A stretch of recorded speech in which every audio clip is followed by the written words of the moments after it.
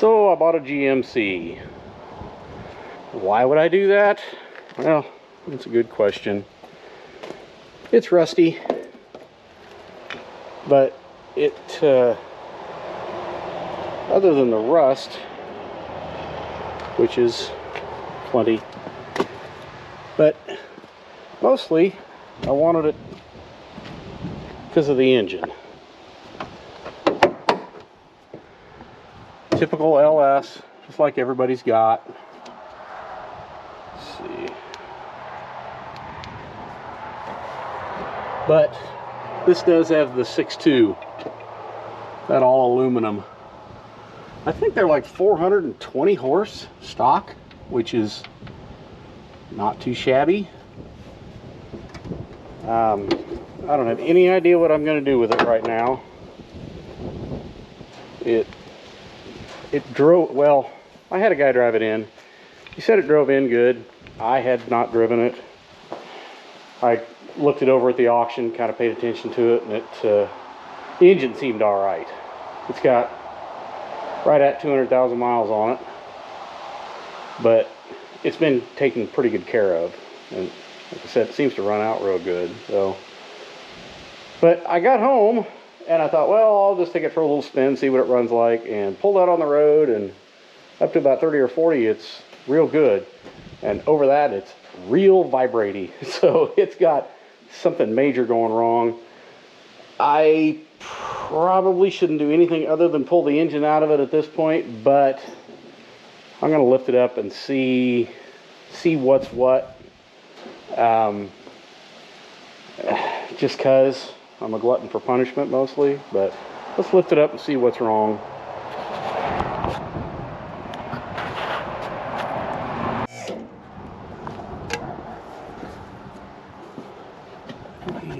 Yeah, these brakes are not the greatest. They felt good. Well, that one's not terrible, but it's not grinding or anything. There's the whole point of it. Doing a little research on these things, it looks like they're fully dressed. They weigh like, I don't know, 420 pounds. That's just crazy. It really is. Coming from the, you know, old man big block background, it's a little insane.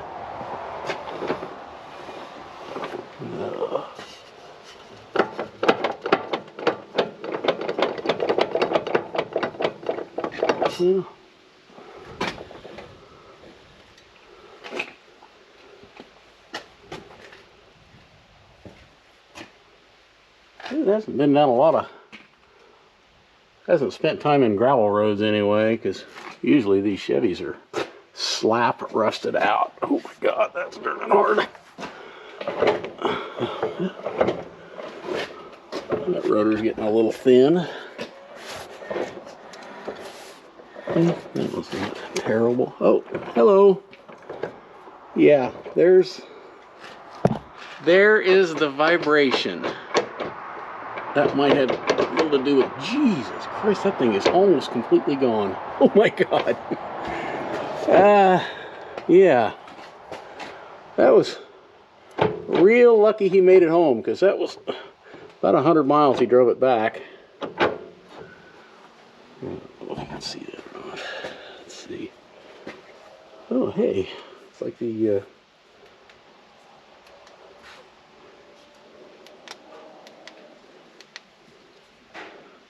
there, maybe.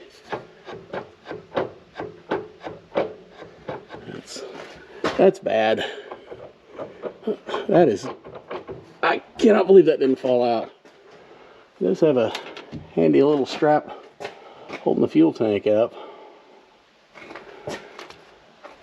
And, looks like new springs. I thought these had air ride.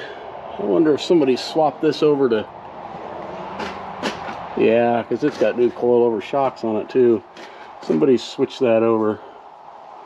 So I'm pretty sure these all had air ride, at least these loaded ones anyway. What the hell?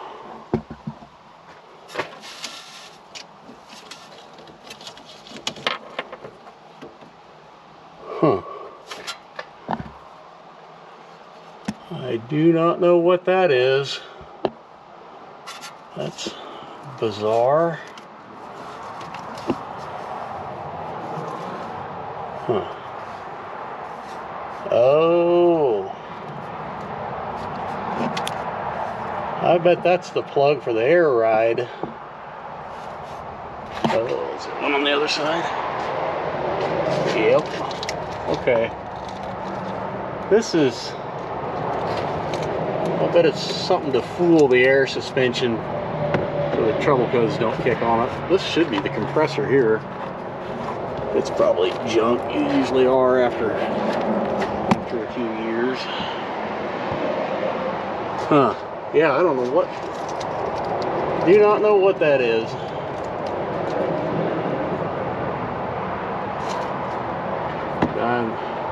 Some sort of resistor or something, I'm guessing. Yep, here's the other plug for the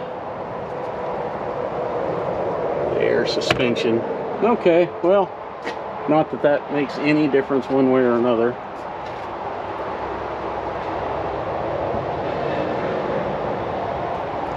But it doesn't have a posi or sure grip or whatever they call it. Just spin this wheel forward, the other one goes back, so it's just an open differential. Not that that matters either, but let's see. And GM, of course, doesn't put tags on anything, so you never know what any gear ratio is. I don't remember if these later ones have got the tag in the glove box or not. I'll have to take a look. HE5, I suppose that might be the axle ratio code. Okay, well, let's see. Do we junk it or do we fix it?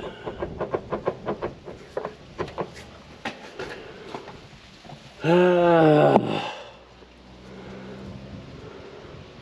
think maybe, as easy as a U-joint is and as cheap as they are, I think I might pull that out and throw a new U-joint in it. Maybe put a few miles on this thing just to see what it does. I haven't really run the 6.2s at all. I've driven a few 6.0s, but the 6.2s I haven't run them down the highway. I've driven this one more than any others, and I have maybe a half mile on this one, so it'd be kind of interesting to see what it does in stock form maybe before I decide what to do with it. Seems like those eBay turbo kits are pretty cheap. All right, let's pull this drive shaft out and let's do something here.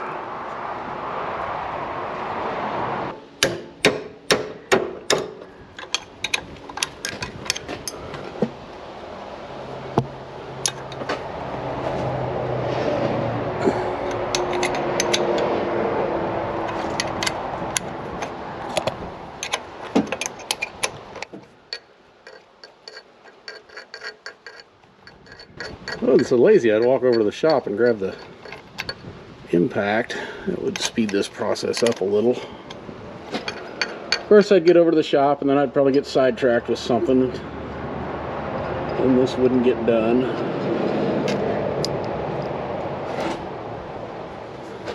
So what I should do is call in and make sure somebody's got one of these in stock. So we're coming up on the weekend. If I can't get one by tomorrow, then that means this will be hanging on the hoist for a week.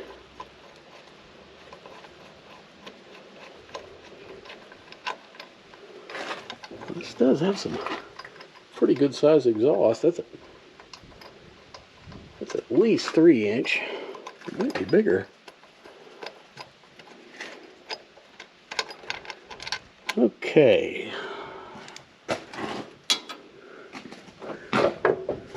All right, hammer time, or bigger pry bar. We'll just cheat.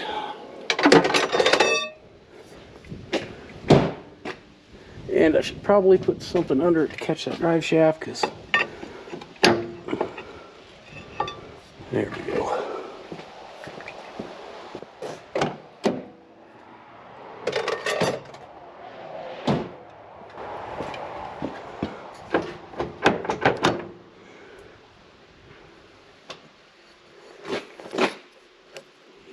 That is no good.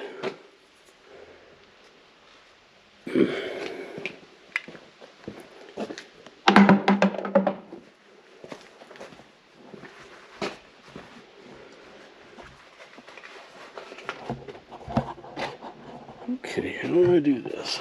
Like this. We've got a U-joint. I didn't check to see if it's the right one, so hopefully it is.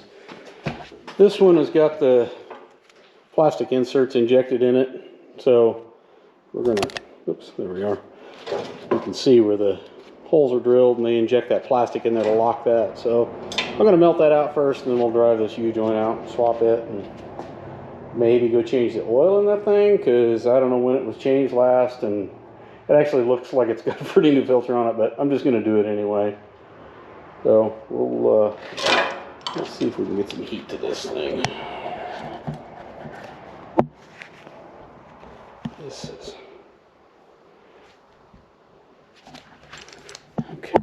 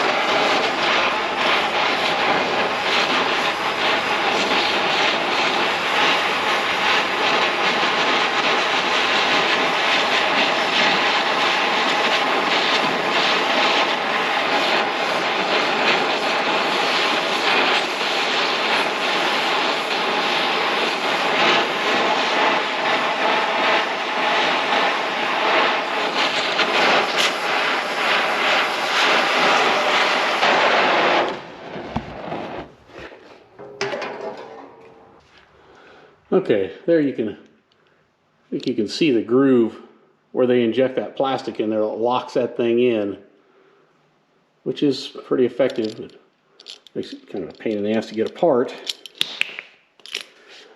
But this joint was about as wasted as you can get. I cannot believe that made the 100-mile drive home. I really can't. That was kind of a miracle. We're going to get the brake cone out. We're going to clean this thing up and get the new joint stuck in there. We'll take it over to the vise over in the other shop and do it. And then we'll have this thing almost fixed.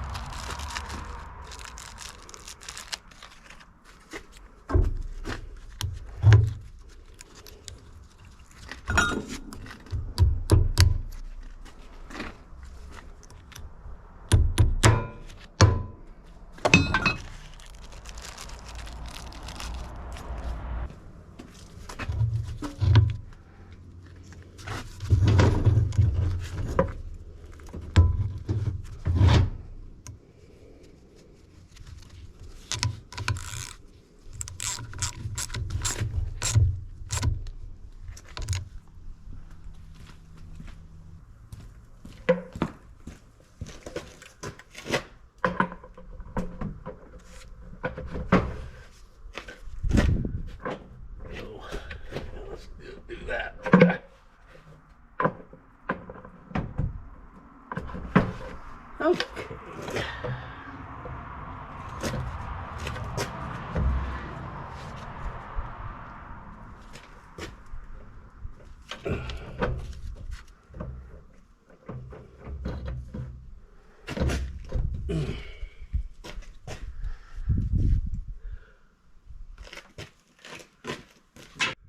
That's gonna be terrible. It's dark.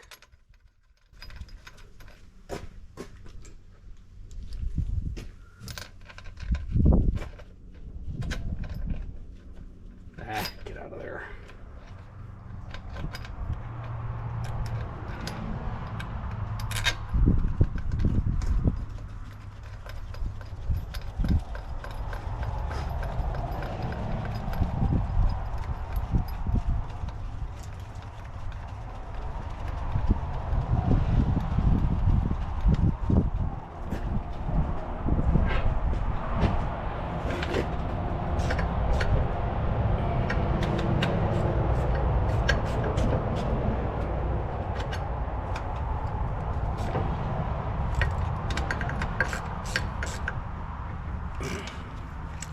Okay.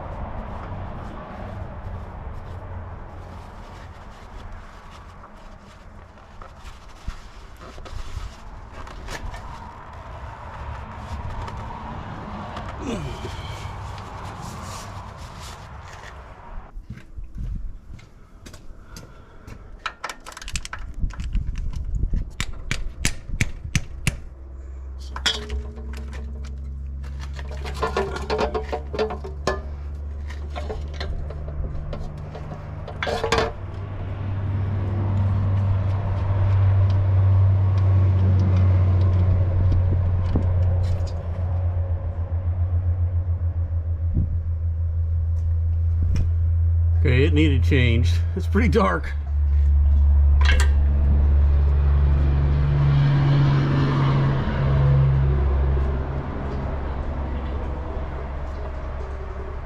Okay, with the new joint in, that's going to be a little better, slightly. Oil is draining. It did need drained. It's pretty damn black, so I'm glad we did that now. Although it's probably going to get 12 miles put on it before it gets pulled, but yeah, well, it'll flush some of that out.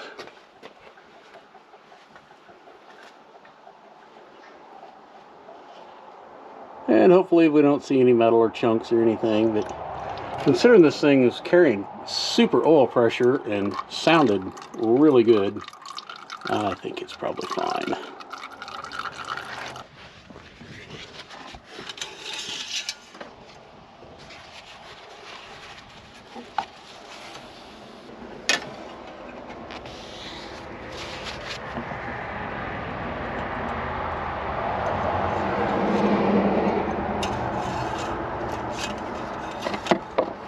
Get out of the way.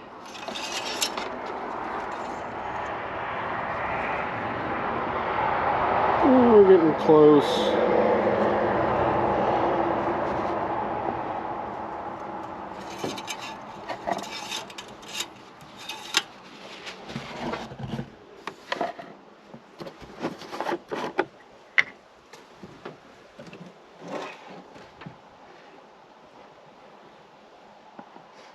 Don't tip.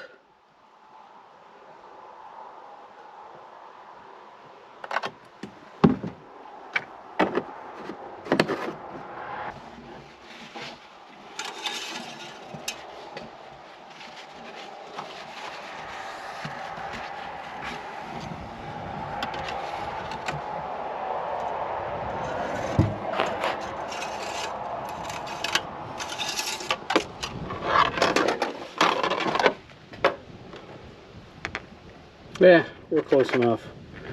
We're in the lines. Good enough. See what it looks like after we run it. We'll check it tomorrow morning when it's dead cold. And we'll have a better idea. Alright. Let's make some noise.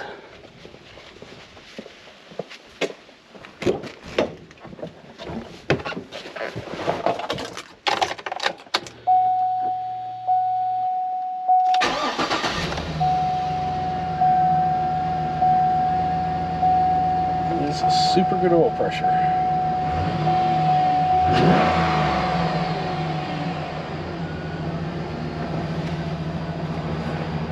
This engine hot, AC turned off, but the engine is not in fact hot.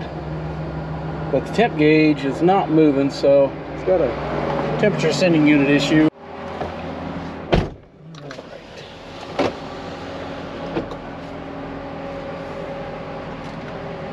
Traction control off.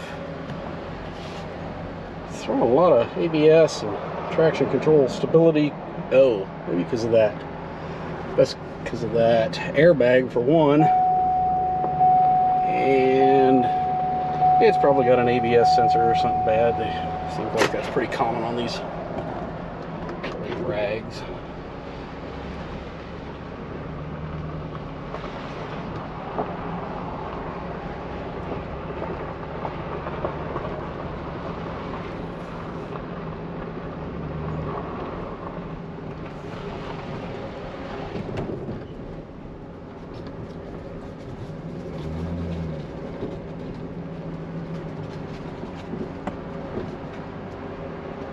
Okay.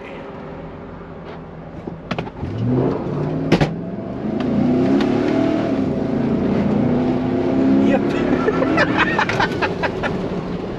It kind of scoots.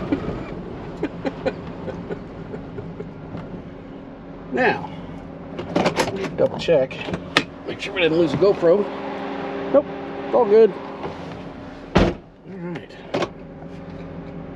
Yeah, this thing kind of scoots.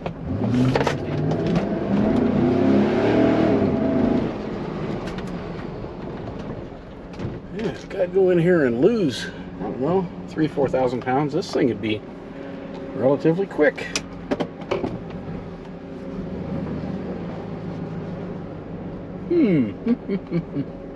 Interesting.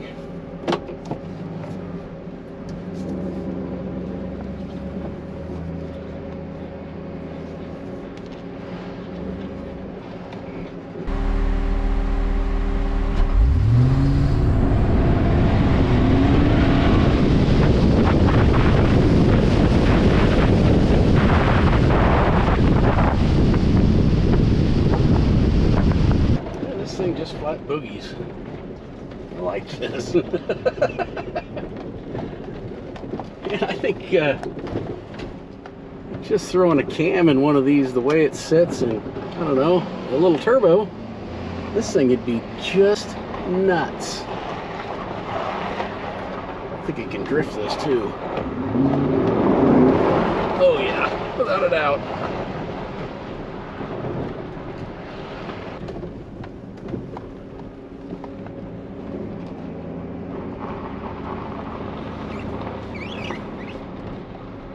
Yeah, I'm fairly happy with this.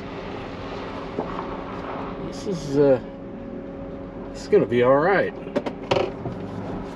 You know, all we gotta do is figure out what to put this drivetrain in.